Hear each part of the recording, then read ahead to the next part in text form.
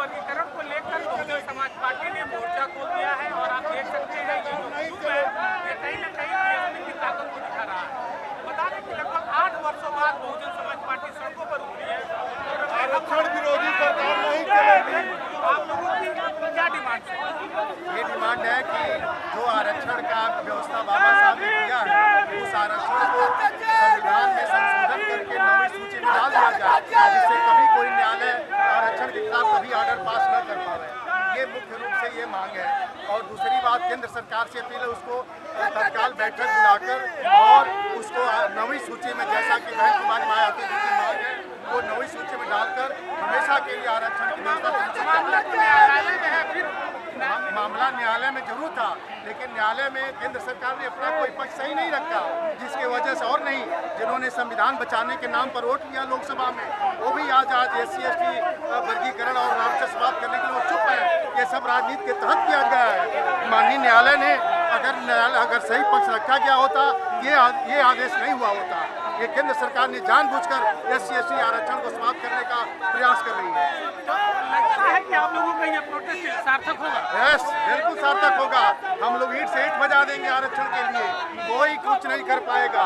ये जब तक बहन कुमारी मायावती जी, दलित की बेटी जिंदा है, किसी की हिम्मत नहीं है कि आरक्षण को समाप्त कर दिया जाए। आरक्षण बाबा साहब की देन है, किसी सरकार की देन नहीं है। ये आज़ादी की लड़ाई है।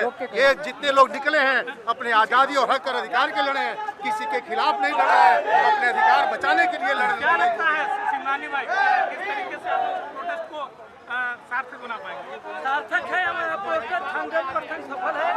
पूरा गोरखपुर की एक जिला में बंद है और पूरी तरह प्रोटेस्ट सफल है। और एक कदम हमारे फैसले को, भारत सरकार को संविधान बनाकर उस फैसले को रद्द ही करना पड़ेगा और हम लोग उस फैसले को रद्द करा कर ही मानेंगे। तो देखिए, ये लोग फैसले को रद्द करा बसपा के नेता है, जो प्रोटेस्ट है इसको लेकर मामला कोर्ट में है, उसके बावजूद आप लोग प्रोटेस्ट कर रहे हैं।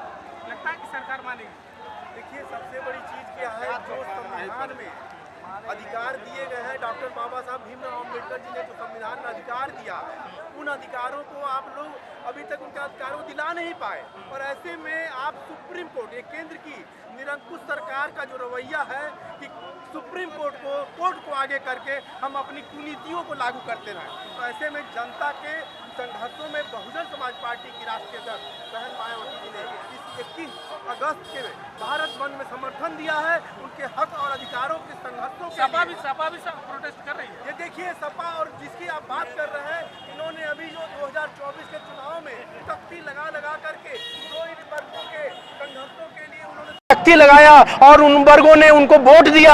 आज वो सड़कों पर नहीं है। उनके हक और अधिकारों के लिए वही पुरानी पार्टी, वही राष्ट्रीय पार्टी बहुजन समाज पार्टी आज भी बहन मायावती जी अपने मिशन में, अपने लोगों के लिए, संघर्षों के लिए आज रोड पर 8 साल बाद बहुजन का ये सैलाब देखने को मिला है। 8 साल बाद लगता है कि राजनीति से थोड़ी दूरी बन गई थी। ये 8 साल आप कैसे कह सकते हैं? 1900 पहले 4 बार की उत्तर प्रदेश की मुख्यमंत्री रही हैं, हमेशा संघर्षों के साथ उन्होंने लड़ाई लड़ी है। बीएसपी के कार्यकर्ता पहली बार 8 साल बाद सड़क पर उतरे। जब हमारे पेट में भूख लगी रहेगी और अनाज नहीं मिलेगा तो यही जनता हर तरह से लड़ने को तैयार रहेगी। आज हमारे अधिकारों को छीना जा रहा है, तो निश्चित रूप से ये जनता अपने अधिकारों के लिए बहुजन समाज पार्टी के बैनर तले रोड पर है और पूरे भारत बंद में समर्थन मिल रहा है। आज गोरखपुर CM सिटी है। आज गोलघर के समस्त व्यापारी भाइयों ने एक दिन की बंदी करके साबित कर दिया है कि ये केंद्र की निरंकुश सरकार कभी भी हमारे व्यापारी भाइयों के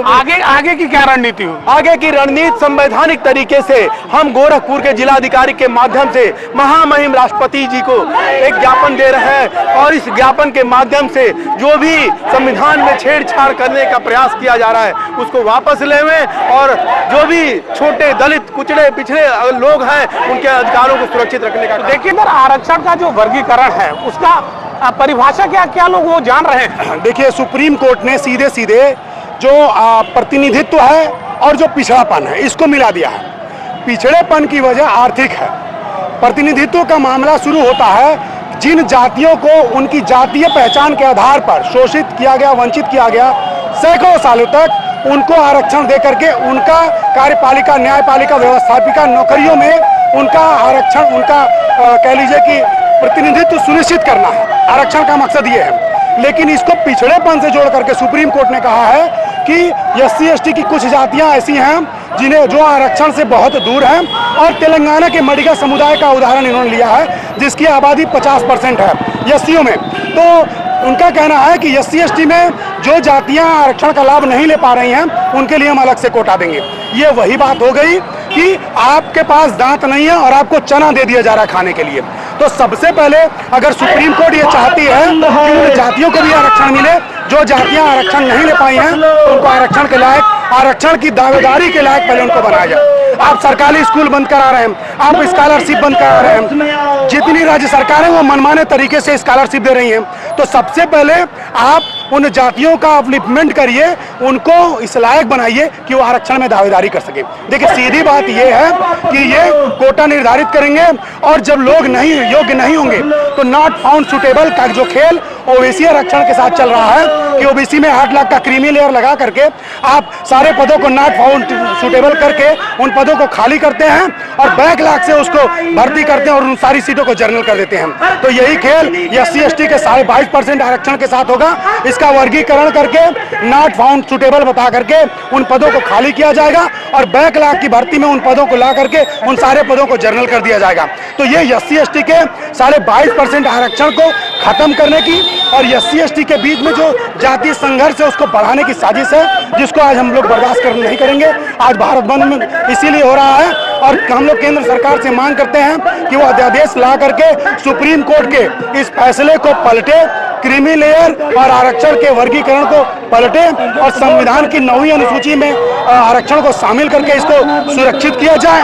और इसके साथ ही सरकार ऐसे कार्यक्रम करे, ऐसे फ्री स्कूल, मुफ्त स्कूल बनाए जहां पर वो समुदाय जो अब तक आरक्षण का लाभ लेने से वंचित रह गया है, आरक्षण के लिए दावेदारी नहीं कर पाया है, वो योग्य बने और जो 22.5% आरक्षण है उसका लाभ लेकर के देश में न्यायपालिका, कार्यपालिका, व्यवस्थापिका में अपना प्रतिनिधित्व सुनिश्चित कर सके। बहुजन समाज पार्टी ने स्पष्ट कर दिया है कि जो भी उनका हक और अधिकार है वो उनको मिलना चाहिए और इसी के लिए आज आप देख सकते हैं सड़कों पर ये जो हजारों की संख्या है बहुजन समाज पार्टी का झंडा लेकर लोग निकले हुए हैं और अपने हक और हकूक की लड़ाई लड़ रहे हैं। उनका मानना है कि केंद्र सरकार ने उनके साथ छल किया है, बाबा साहब ने जो संविधान बनाया था उसे वो पारित नहीं कर पाए और उसके बाद उनके जो अधिकार हैं उनमें कटौती की जा रही है। NB भारत के लिए गोरखपुर से निखिलेश प्रताप सिंह।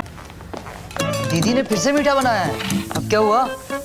प्रमोशन और बोनस दोनों कुछ से बोनस संभाल के रखना, प्रॉपर्टी में इन्वेस्ट करना। बेटा FD में इन्वेस्ट कर। इन्वेस्टमेंट कर दी, किस पे? खुद पे। अरे वाह बेटा, बेस्ट इन्वेस्टमेंट है ये, बेस्ट इन्वेस्टमेंट। Thank you. सच्चा प्यार सच में अनोखा होता है, कभी खुद से भी करके देखो। डायमंड कलेक्शन बाय एशप्रा, जश्न सच्चाई का।